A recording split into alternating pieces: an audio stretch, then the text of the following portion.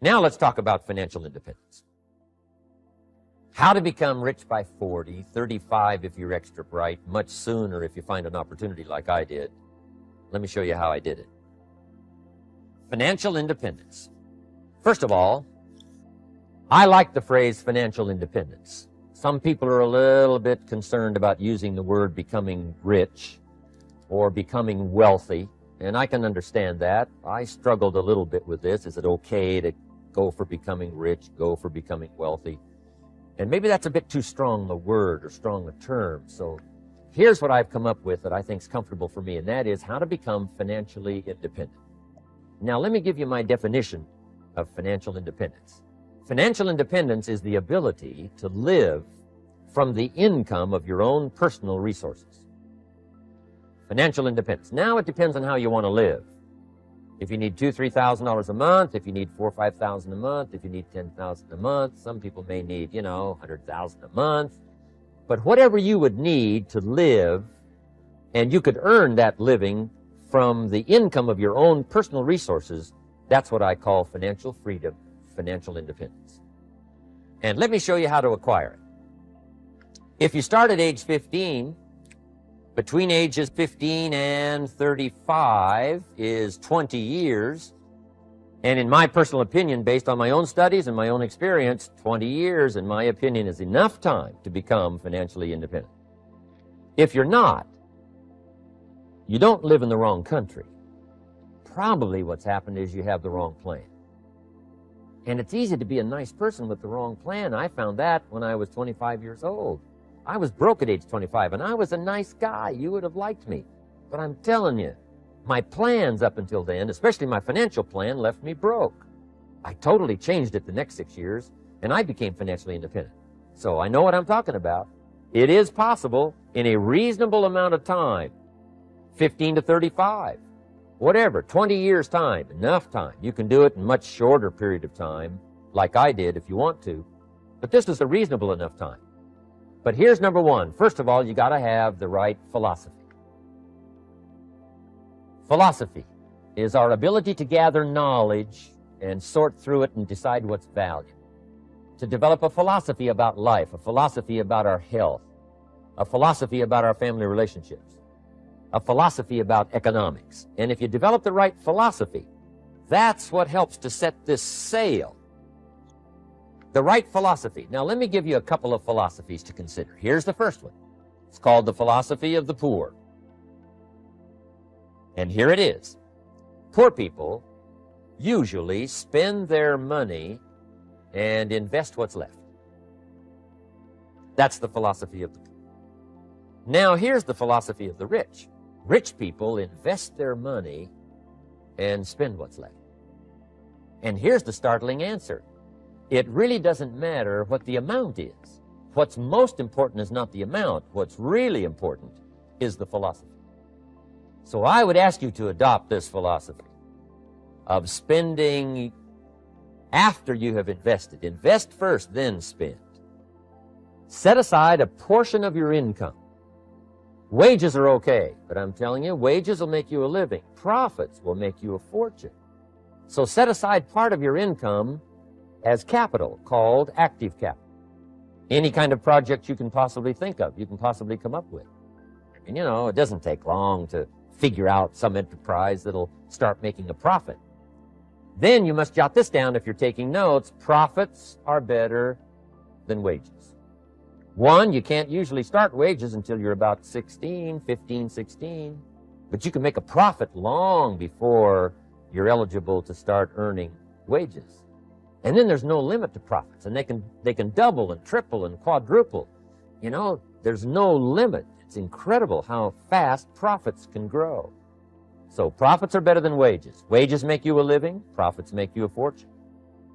Now, the third 10 cents is vitally important. I call it passive capital. Capital you let somebody else use. A financial institution, stocks and bonds, mutual funds, whatever. Let someone else use it. You furnish the money. They use it to make a profit, but they pay you for the use of it, called interest. And here's one of the things that'll make you financially independent fairly quickly, and that's called compound interest. And this is how you get it. Letting someone else use a portion of your money, your substance. They show the profit, they pay you interest. And this passive capital, I'm telling you, over a sustained period of time, if you'll develop this little 10, 10, 10, and 70, especially starting at age 15, I'm telling you, by the time you're 35, you will be financially independent. You'll have the ability to live from the income of your own resources. The borrower is servant to the lender. And if you want to be in a powerful position as you grow older, finally when you become mature, maybe have your own business, things have worked out for you for the future, the position you always want to be in is the power position. And that's called the lender. The lender is the power position. So if kids learn early enough, then you ask them what they'd like to be when they grow up, I'm telling you, once they understand, they'll say, well, one of the things I want to be is one of those lenders. That's the power position, not the spender. No, you'll be pitied the rest of your life if you just become a spender. You got to become a lender. And I think this is the one formulas to follow. 10 cents out of every dollar. Let someone else use it. Be the lender, power position. I hope will help you. Now, one more key on financial independence, and that is attitude. Here's number one. I used to say, I hate to pay my bills. My teacher straightened me out on that. He said, let's see, Mr. Rohn, what you hate to do is pay $100 on an account and reduce your liabilities and increase your assets. I said, well, no, not if you look at it that way. He said, well, it all depends on how you look at it. So wouldn't you love to pay your bills, reduce your liabilities, increase your assets? You got to have that kind of attitude. I found out the same attitude about taxes. I used to say, I hate to pay my taxes. Mr. Shove said, well, that's one way to live. But don't you understand? Taxes is how we care and feed the goose that lays the golden eggs. Wouldn't you want to do your share? Someone says, yes, but the goose eats too much. Probably true. But hey, we all eat too much. We all need to go on a diet. Better a fat goose than no goose. So I finally became a happy taxpayer. Now, I think taxes are too high, so I'm working to get taxes lowered for our economic future. But then whatever they turn out to be, I gladly pay and do my part, because that's what makes the whole system run, each of us doing our part. Now, I want these three subjects to be valuable for you. I want them to have meaning for you. I want you someday to be financially independent. I want you to have the personal development so that you feel good about yourself. If I had a chance to meet you someday, I'd like to have you show me the list of goals that you got started and say, Mr. Rohn, here's some I've already checked off. Here's the books I'm reading. Here's what's happened. I'm developing the skills. I'm better this year than I was last year. I've got more self-confidence. My skills are developing.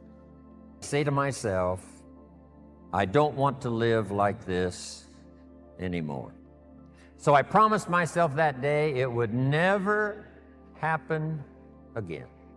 So if you do more than you get paid for, it's the testimonials that drive the business. So do that extra work.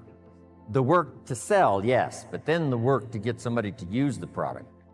So my father's advice was good. My mother said study and practice health and nutrition. It's not what happens that determines your future. It's what you do about what happens. Direction determines destination. All you got to do is make a little change in direction to arrive at a brand new destination in 2 years, 3 years, 5 years. Started part-time. Here was my first goal, to earn as much money part-time as I was making on my full-time job. So make this note now for this day's wrapping up information. Here it is. The magic of being part-time. Way back in those early days, if I'd put an ad in the paper and somebody'd call and say, I'm out of a job, what have you got? I'd say, look, get a job and call me. The business I've got works better part-time. Here's why. Part-time, the extra money you earn can greatly change your lifestyle, and a change of lifestyle is a great recruiting tool. So show people the value of part-time. Then my mentor taught me if I started part-time, I could have a great testimonial that went like this.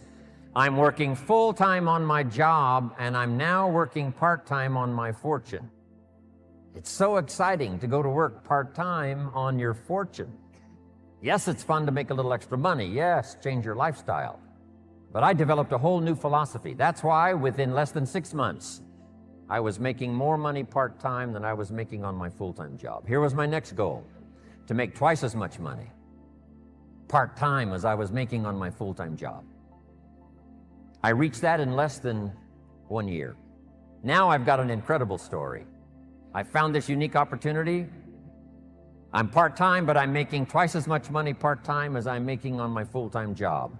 I'm then still reluctant to go full-time because I didn't want to give up this incredible story. Finally, it only made sense to go full-time. And then the skills I learned during that period. I was a distributor for 7 years, finally became an executive of the company, took the product from America to Canada. But those people who walked into my life, from my mother and my father and the little Girl Scout and Mr. Earl Schoaf, you can have more than you've got because you can become more than you are. If you just remain how you are, you'll always have what you've got. But if you're willing to make changes, the next 5 years of your life can be totally different than the last 5. If you don't change, chances are excellent the next 5 will be like the last 5. We get paid for bringing value to the marketplace. You don't have to work on the marketplace, you only have to work on yourself to become more valuable and learn the skills. Let me give you a list of those skills that I learned that you can learn in Herbalife that can change your life. Here they are. Number 1, getting customers. Age 25, I knew how to milk cows, didn't pay very well. Then my life started to change. Health and nutrition. The product I sold was similar to Formula 1, Formula 2, Herbalife. Protein wafers to snack on all day long, help you lose weight. Getting customers. First skill I learned besides milking cows, and it helped to change my life, starting part-time. Next skill I learned, finding good people. You just have to search. If you search, what? You will find. Finding is reserved for the searchers, not for the hopers, not for those who wish, but for those who search. And you've had enough information here already today to go back and increase your skill and ability to search until you find good people. The third skill I learned was how to organize, getting people to work together. If you want to become wealthy, this is one of the most important skills. The power of just 2 or 3. Doesn't need to be 2 or 3,000 to start. Doesn't need to be 200,000 or 300,000 to start. Just 2 or 3 who agree. And if we do it right, we can positively affect the lives of millions of people. Not 1,000 of us, just 2 or 3 to start. And then 2 or 3 became 200 or 300, and 200 or 300 became 2,000 or 3,000. And 2,000 or 3,000 became 200,000 or 300,000. And 200,000 or 300,000 became 2 million. And finally we arrive here today. Just 2 or 3 to start. In your community, in your organization, get 2 or 3 and start working together.